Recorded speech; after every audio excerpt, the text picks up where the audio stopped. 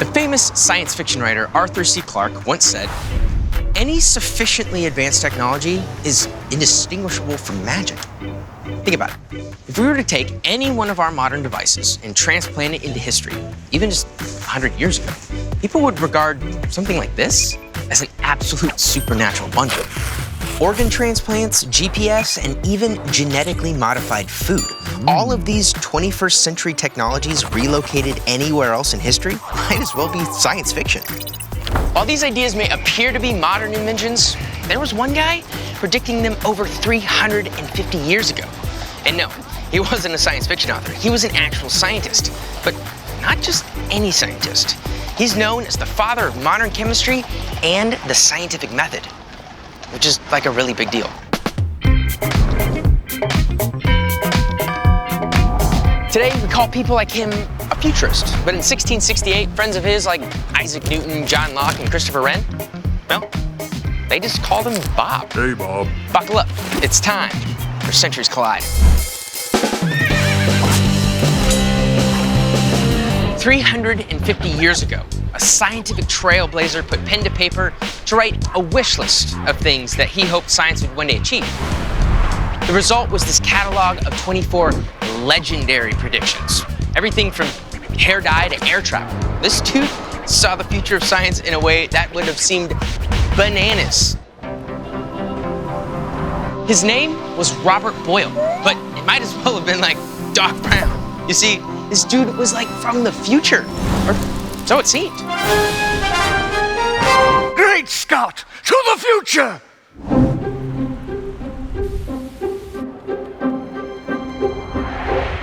Boyle's predictions about the future of science are absolutely incredible.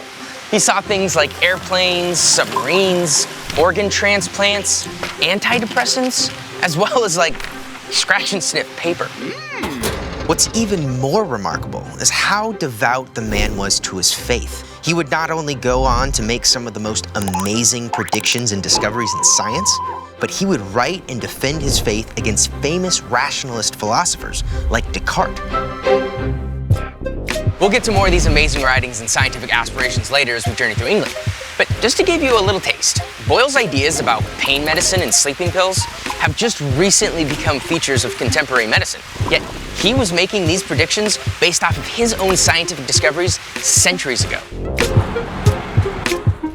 Before we get to his scientific career, we have to understand what it was like living in the 17th century.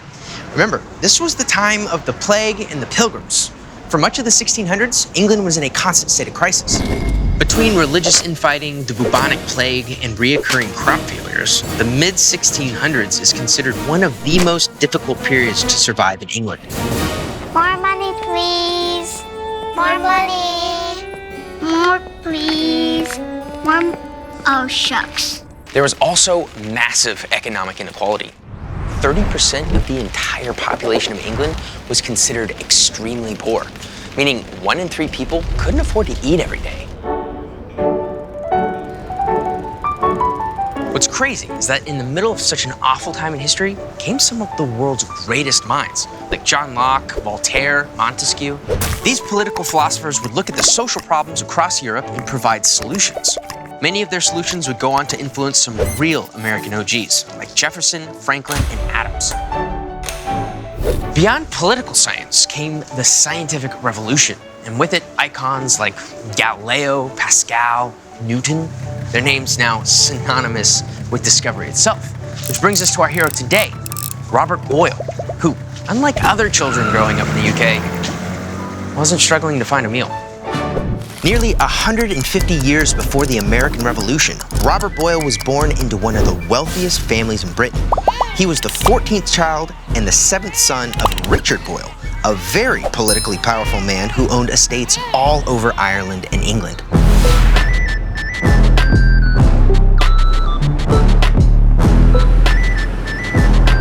At the age of 17, Boyle returned here to the manor of Stallbridge in Dorset, England. During his years here, he was described as a part recluse, a young squire of modest means. Some say while he was alone here in Stallbridge, his brain really got going. He spent a lot of time outdoors and soon began questioning and examining everything around him. One early writing about his life says that he would spend 4 or 5 hours alone in the fields and think at random. People who take care of chickens are literally chicken tenders. Blinking is the plural of winking. Gravity's always trying to pull your pants off. Alarm clocks make you mad regardless if they work or not. Taking candy from a baby is actually a responsible thing to do. So take that candy from that baby.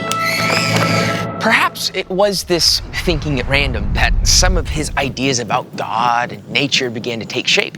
You see, even though Boyle is considered one of the greatest scientific writers and minds in history, he was also immensely dedicated to his faith.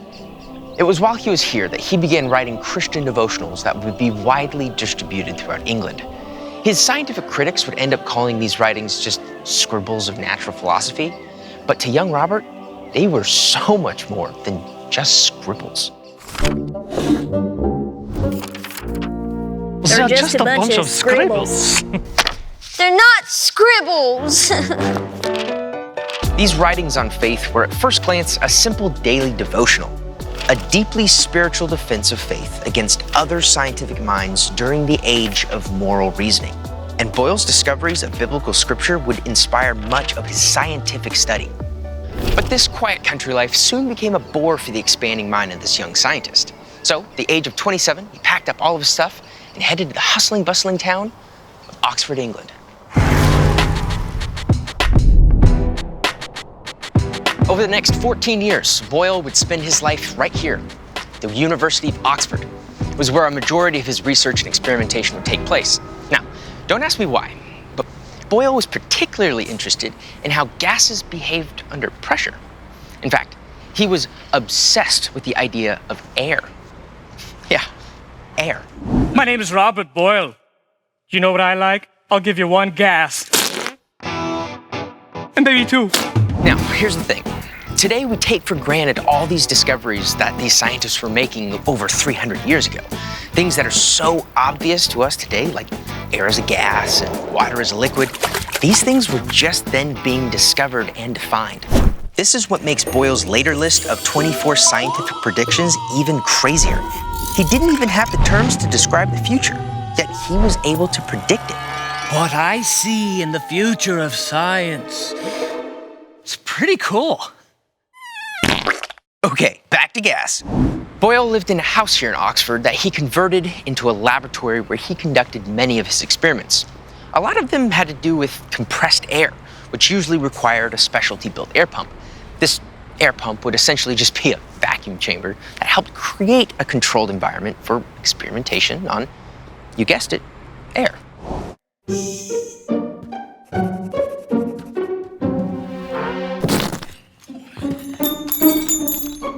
Although an improved vacuum chamber was Boyle's idea, it was designed in part by his junior assistant, Robert Hooke, who would later go on to discover and coin the term cell. Not like the phone, like the microscopic kind. Robert? Robert, I think I see it. What? A cell. I know, I can't find mine. Yes, a cell, right Yes, here. I just had my cell right here. No, this is a cell. That's a cell. Oh! Hello, Siri, call my phone. No, you have 2 cells Just in a your second, head. Siri. It is the cell through the microscope. Look at it through. Siri, call my phone. You're a fool. Oh, well, you're right, it works. If you There it is. look through the microscope, there's a cell. If you use 2 of the cells. Hello? So, Boyle was surrounded by wicked smart guys, all conducting experiments with gas, and decided, hey, we should all form a club.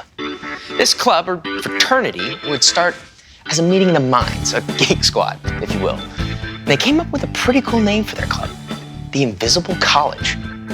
Just like my college degree, invisible.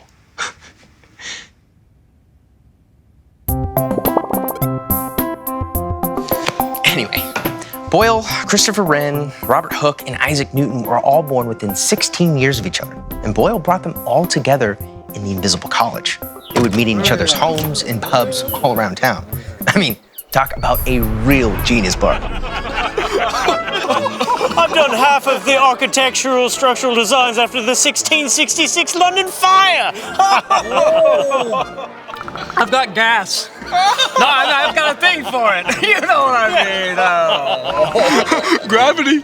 Collaboration is always the key to discovery. And what's amazing, that these guys were some of the first to recognize that. And because of their willingness to open up with the group, they were all able to propel their own individual works forward. The Invisible College, which Boyle started, would eventually be renamed in 1660 by King Charles II.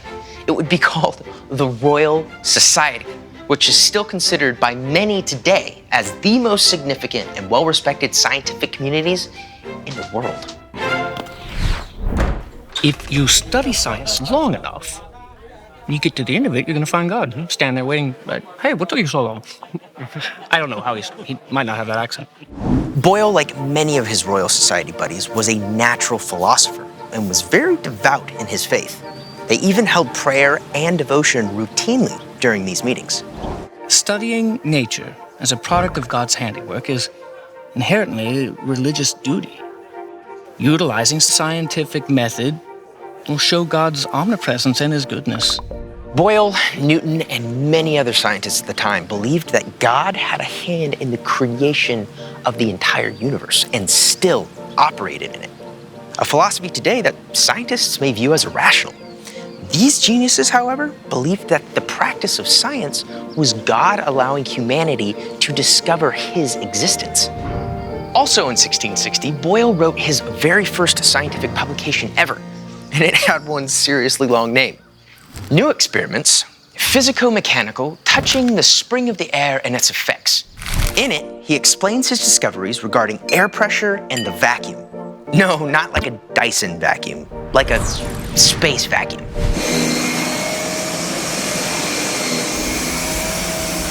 Please stop vacuuming. I'm sorry, the sound doesn't travel when I'm vacuuming. I just made a discovery. What? Sound will not travel in a vacuum. You're a genius. And the candle doesn't burn either. Yes, I was about to say that. Were you? Probably. Boyle and Hooke discovered several physical characteristics of air in a vacuum. They found that sound could not travel in a vacuum and a candle couldn't burn. Again, knowledge that is so elementary to us today, these guys were just then discovering. Another one of their findings later became known as Boyle's Law. Yeah, he has his own scientific law named after it, and it was revolutionary. Boyle's Law states that an inverse relationship exists between the pressure and the volume of a gas. Now, I have no idea what that means. So, in order to find out, we gotta head to Hastings and talk to Dr. Michael Hunter, one of the leading experts on the life of Robert Boyle. I've heard that you know more about Robert Boyle than just about anybody else alive. Quite likely, yes, certainly. Well, there's no better person to be sitting with. Do you think it's safe to say that Boyle is one of the greatest scientific minds of all time? Well, I would say that, wouldn't I? But I do think that he is a very significant figure. I mean, he does suffer from the fact that he was a virtual contemporary of Newton's. I mean, Newton grew up under Boyle's shadow. When Newton was a young man, you know, everyone acknowledged Boyle as the greatest scientist of the day. But after Boyle's death, Newton takes on the role of being the greatest scientist of all time. But you know, Newton it starts his work on optics by replicating experiments that had been done by Boyle, and his early notebooks are filled with notes from Boyle's writings. So there's no question at all that Boyle is a very seminal influence on Newton. How did other scientists at the time view Boyle and his scientific method? That's an interesting question. The scientists are spread out all over Europe at this point, and many of the greatest ones are working in countries other than England. And Boyle writes exclusively in English. All of his books are written in English. And so, insofar as he wanted to communicate in Latin, he had to have his works translated. And Boyle went to infinite trouble to have his books translated into Latin so that they could reach this international scientific community and have the impact that he wanted. I mean, it's really interesting that he actually started to have his books translated before they were printed.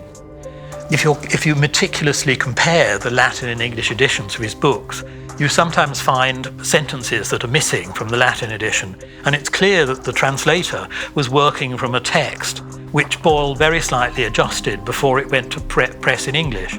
In other words, it was a slightly earlier draft, which shows how urgently he thought it was to get his writings into Latin at the earliest opportunity, to get them circulating into this international audience. And it worked in the sense that his book On the Air, New Experiments Touching the Spring of the Air, was the subject of attacks by people representing alternative scientific outlooks, who clearly read it in Latin, using this edition that he'd arranged to have put into print. So, and he was then able to respond to them. Of course, he responded to them in English, but that again was translated into Latin. And so there was a kind of dialogue between him and these other scientists in which he continued to emphasize his conclusions, but also emphasize the means by which he reached them, i.e. through replicable experiments. And, so again, in a way that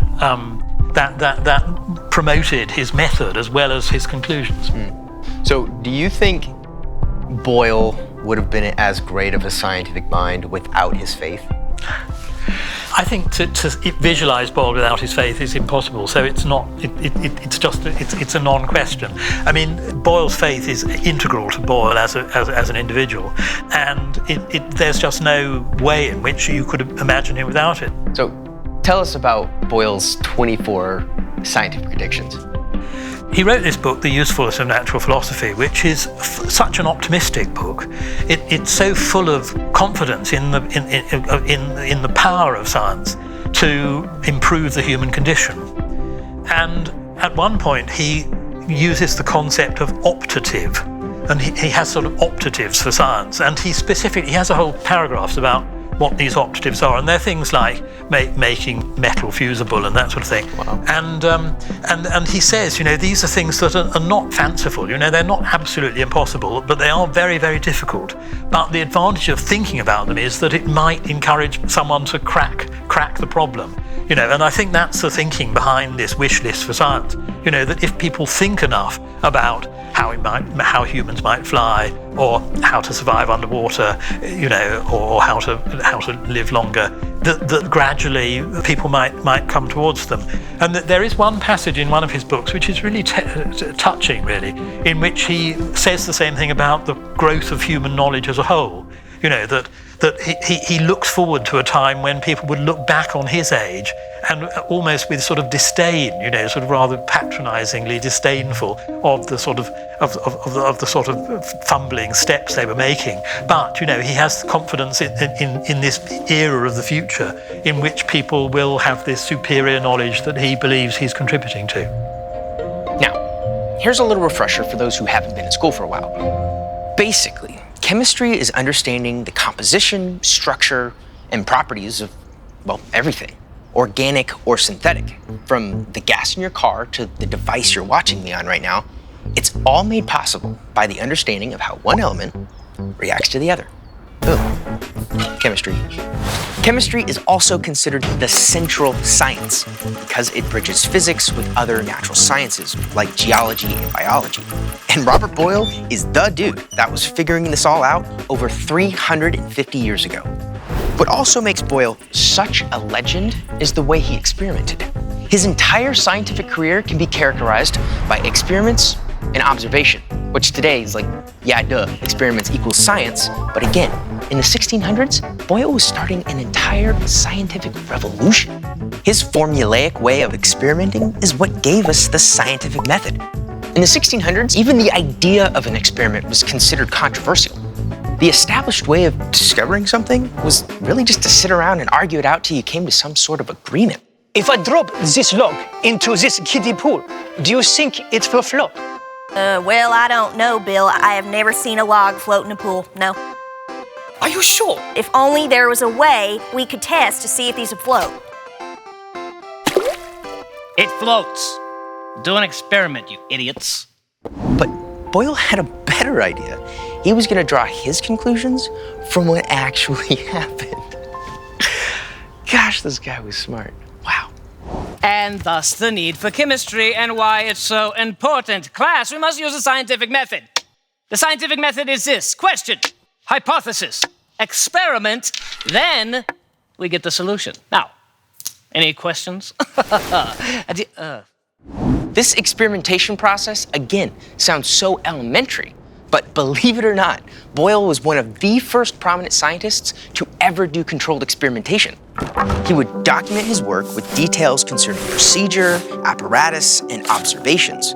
Thus, the process of the scientific method was established. Boyle's contribution to chemistry was based on a mechanical corpuscularian hypothesis. Don't worry, I didn't know what that meant either. It basically means everything is composed of particles of a single universal matter, and these particles are only differentiated by their shape and motion. Does that sound familiar? It's atomic theory. He just didn't have a word for atoms, protons, neutrons. He didn't even have the tools to prove that they existed. In fact, only within the last few years has science even been able to see an atom, something Boyle hypothesized over 350 years ago. If only I had a way to see the littlest of the tiniest of the smallest matter. Now we're cooking. Boyle's own handwritten scientific wish list was found in his personal papers after his death. It was donated to the Royal Society in 1691. His wish list of ideas ranged from the obvious and rational observations, such as the prolongation of life, Medicine! the art of flying, and perpetual light or electricity. You're not my father! But to the even more bizarre ideas like varnishes perfumable by rubbing, which would literally be scratch and sniff paper. That smells like pizza. He envisioned unsinkable motorized boats at a time where there were no such thing as an engine. He saw a ship to sail with all winds and a ship not to be sunk. He predicted navigation at sea beyond studying constellations. GPS. Siri, take me home. Boyle also saw medical revolutions, like organ transplants. And one day, young lady, we'll be able to put you to sleep during this procedure. And the idea of chemistry to be used to develop medications. Things like pain medicine, antidepressants, sleeping pills, as well as some more other controversial drugs like artificial stimulants and drugs to, in his words, exalt or alter imagination. Kids don't do drugs. Today, we totally take this stuff for granted. But in the 17th century, this list was borderline prophetic. The very concept of his predictions didn't even exist yet. With how much science has changed since the 17th century, it's unbelievable that his predictions are even still relevant. Think of it like open-sourced experimentation, where a collective of smart dudes could all work on the same solution to a problem. Of course, this led to massive advances in the scientific community.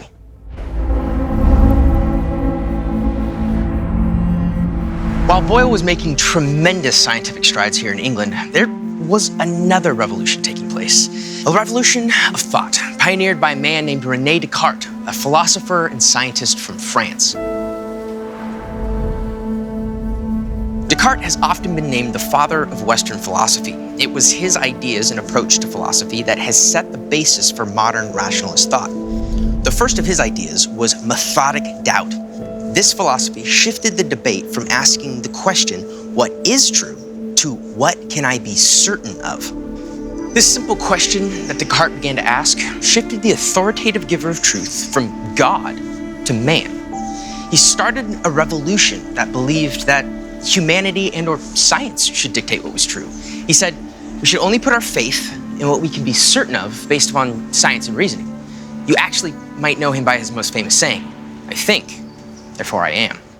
And this guy claims to be a philosopher of science, more like a philosopher of hubbub. Remember, Boyle was a devout Anglican who championed his faith. He was deeply concerned that irreligion and atheism was on the rise. So he strove to demonstrate ways in which science and faith were mutually supportive. While the religious writings of Boyle in his 20s were primarily devotional, as he grew older and the debate shifted from one of rationalism Boyle began to focus on more difficult philosophical issues, ones of reason, nature, and the complexity of faith. Faith and doubt. Two sides of the same coin. Faith is only illuminated when doubt exists. Without doubt, how can you have faith? If you tell me that you've never experienced doubt, I doubt the sincerity of your faith. Good catch. He defended his belief in God with vigor. He worked to prove that science and faith weren't independent of each other, but rather they worked to prove each other's existence.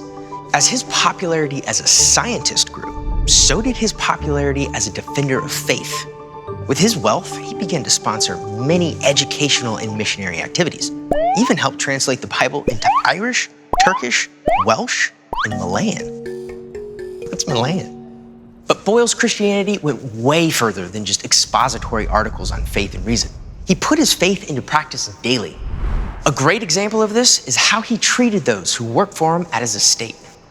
The poorest residents received a cash gift every Christmas. Oh, sir, you are so gracious.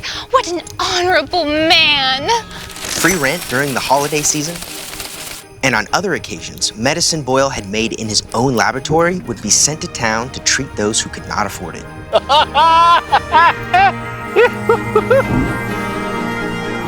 Robert Boyle is an outstanding example of a scientist whose faith interacted fundamentally with his work. Just as Boyle was able to look into the future and predict the discoveries that science would soon make, he was also able to predict that science would move away from the notion of a creator. In order to prevent this, in his final will and testament, he left his entire life's work to the Royal Society. With it, a request to establish a series of lectures in defense of Christianity. These lectures, now known as the Boyle Lectures, continue here in London to this very day. Robert Boyle's research, experiments, and scientific predictions have been largely responsible for shaping society as we know it. The current advancements of chemistry are helping us fight diseases, create sustainable sources of power. And I mean, who doesn't love like huge avocados, right? We all have benefited tremendously from Boyle's legacy. It was the stuff that he discovered and predicted that helped lay the foundation for our modern lives. All the while, Boyle was able to maintain this graceful bridge between science and faith. 350 years ago, he could see where we are today. Sure, he's known as the father of modern chemistry, but really, Robert Boyle's the father of our modern world. See you next time.